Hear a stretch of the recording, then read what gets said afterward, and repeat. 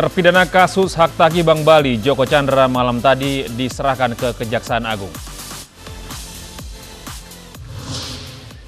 Seorang jagal di Tasikmalaya, Jawa Barat meninggal dunia saat akan menyembelih seekor kambing kurban. Ribuan umat Muslim Palestina bersukacita merayakan Hari Raya Idul Adha di tengah konflik.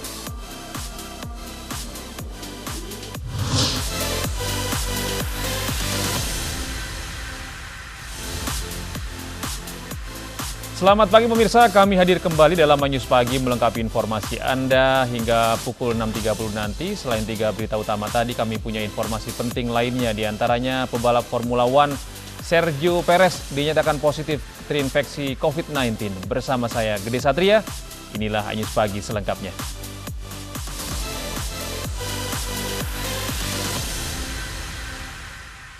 Pemirsa, satu unit minibus terbakar di ruas tol Kebonanas Jatinegara, Jakarta Timur pada Jumat malam. Kebakaran yang menghanguskan bagian depan mobil sempat menyebabkan kemacetan.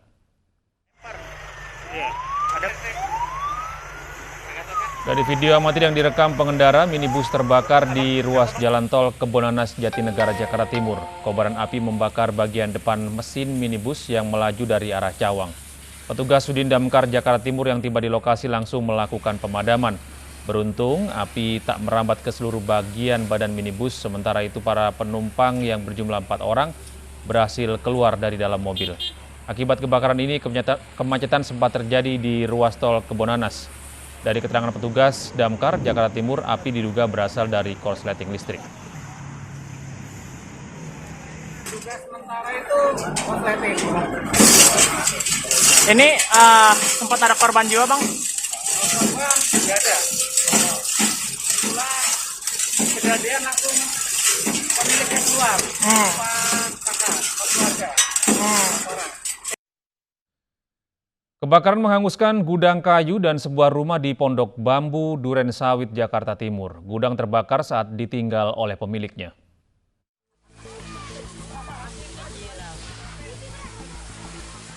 Gudang penyimpanan kayu yang terletak di Jalan Pahlawan Revolusi Pondok Bambu Duren Sawit, Jakarta Timur, Jumat siang terbakar. Tak hanya membakar tumpukan kayu, bangunan rumah yang berada di lokasi ikut hangus terbakar. Api pertama kali muncul dari gudang kayu hingga merambat ke tumpukan kayu. Petugas pemadam kebakaran yang tiba langsung memadamkan api dengan mengerahkan mobil pemadam. Pangkalan kayu, pemotongan kayu. Ada tempat tinggal di belakang? Ada. Rumah satu, Bu? Rumah satu. Rumah satu tapi ada karyawan sih yang suka tidur di situ. Mungkin dari asal rumah itu, asal apinya. Tapi nggak ada orang, Bapak baru pulang tadi pagi. Meski tidak menimbulkan korban jiwa, namun kerugian ditaksir mencapai ratusan juta rupiah. Dari Jakarta, Rio Manik, iNews melaporkan. Sementara itu di Kabupaten Luwu, Sulawesi Selatan, kebakaran hebat menghanguskan pasar sentral. Api muncul dari tumpukan sampah pasar.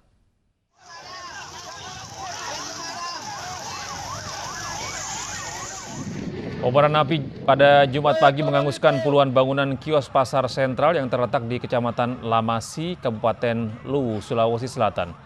Kebakaran terjadi usai warga menunaikan sholat Idul Adha pada Jumat pagi. Warga dibantu petugas pemadam berupaya memadamkan api dengan mengerahkan mobil pemadam kebakaran. Api berhasil dipadamkan 1 jam kemudian.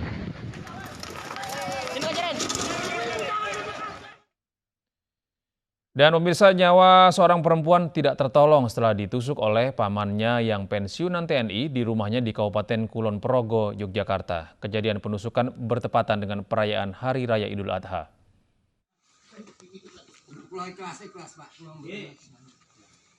Petugas dari Babinsa dan Babinkamtibnas Timnas yang sedang memantau penyembelihan hewan kurban langsung mendatangi TKP saat mendengar penusukan di Dusun Mendiro, Kabupaten Kulon Progo, Yogyakarta. Pelaku diketahui pensiunan TNI yang masih paman korban. Pelaku langsung diamankan petugas dibantu warga sekitar. Korban yang merupakan seorang guru menghembuskan napas terakhir saat dalam perjalanan ke Rumah Sakit Universitas Islam Indonesia Bantul. Diketahui pelaku mengidap gangguan jiwa berdasarkan keterangan yang dikumpulkan dari keluarga, tetangga, dan saksi yang mengenal pelaku. Saat ini pelaku R sudah berada di Polres Kulon Progo untuk kita amankan. Kemudian untuk saksi-saksi kami proses melakukan pemeriksaan 3 orang, juga termasuk suami korban. Pemeriksaan terhadap 3 orang saksi termasuk suami korban masih dalam proses, namun pihak keluarga korban hingga saat ini enggan memberikan keterangan. Dari Kulon Progo, Yogyakarta, Budi Utomo, iNews melaporkan. Pemirsa, seorang pria berinisial FES ditangkap polisi dan petugas BNN karena menjual kue brownies ganja. Tersangka memasarkan jualannya secara online dengan jasa pengiriman barang.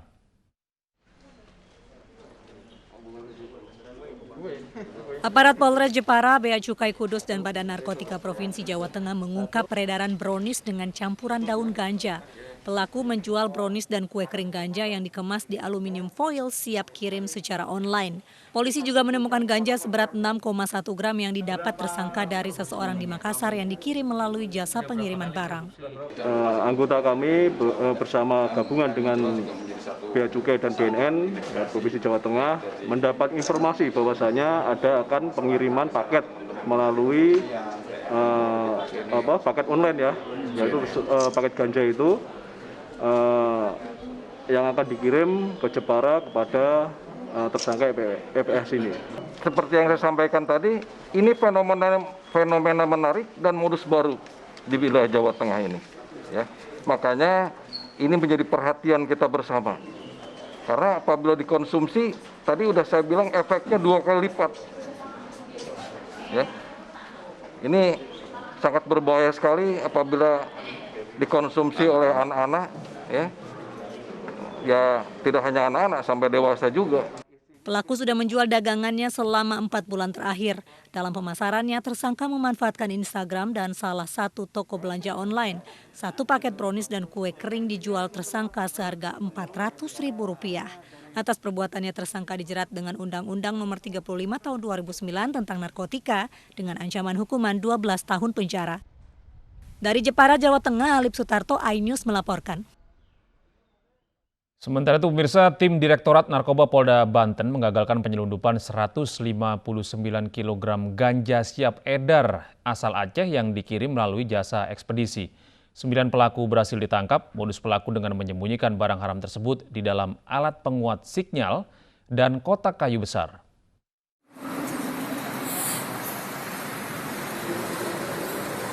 Polisi menangkap pengedar ganja asal Aceh di res area Tol Tangerang Merak. Penangkapan dimulai saat polisi membuntuti pelaku saat pembungkusan hingga pengiriman lewat jasa ekspedisi. Ganja-ganja tersebut disimpan pelaku di dalam kotak kayu besar di dalam alat penguat sinyal yang rencananya akan diedarkan di wilayah Bogor, Jakarta, dan Banten.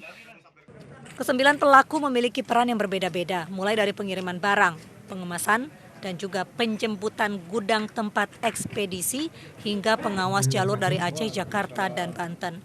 Polisi juga menyita barang bukti sebanyak 159 kg ganja kering dan 90 kg ganja siap edar, serta barang bukti lainnya. Temukan memang tidak ada mereka saling mengenal. Oh, baru tahu kalau ternyata orang yang ditelepon tuh ini orangnya. Gitu. Sehingga memang merupakan sel yang terputus, baik itu antara penerima ataupun yang pengirim. Ya. Nah, sehingga dengan banyak tersangka ini kami ingin membuktikan komitmen kami kepada peredaran narkoba bahwa baik pengirim, penerima, dan semuanya kami lakukan penindakan atau penegakan hukum. Atas perbuatannya, pelaku terancam hukuman penjara seumur hidup hingga hukuman mati. Dari Serang, Banten, Mahesa Apriyadi, iNews melaporkan. Bayi berjenis kelamin laki-laki ditemukan di lantai kamar mandi sebuah restoran cepat saji di Indramayu, Jawa Barat. Sementara kasus pembuangan bayi yang dilakukan pasangan remaja di luar nikah juga terjadi di Sleman, Yogyakarta.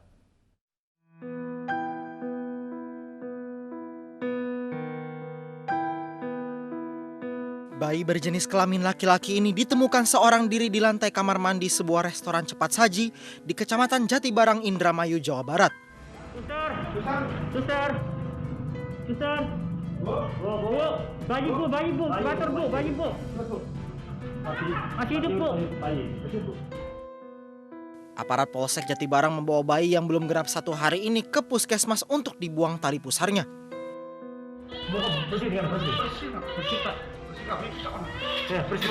Bayi tak bernama ini pertama kali ditemukan pegawai restoran. Tiba-tiba ada karyawan yang mau periksa, mau bersihin WC, pas di WC ada bayi. Ada bayi? Bayi, iya. Itu jenis kelaminnya apa tuh? Jenis kelaminnya laki-laki. Diduga orang tua bayi merupakan sepasang remaja di bawah umur. Kasus pembuangan bayi yang dilakukan pasangan remaja di luar nikah juga terjadi di Sleman, Yogyakarta. Saat meletakkan bayi di depan rumah seorang warga dusun Barjo Kulon terekam kamera pengawas. Pada kardus yang dijadikan tempat tidur bayi terdapat sebuah tulisan pesan.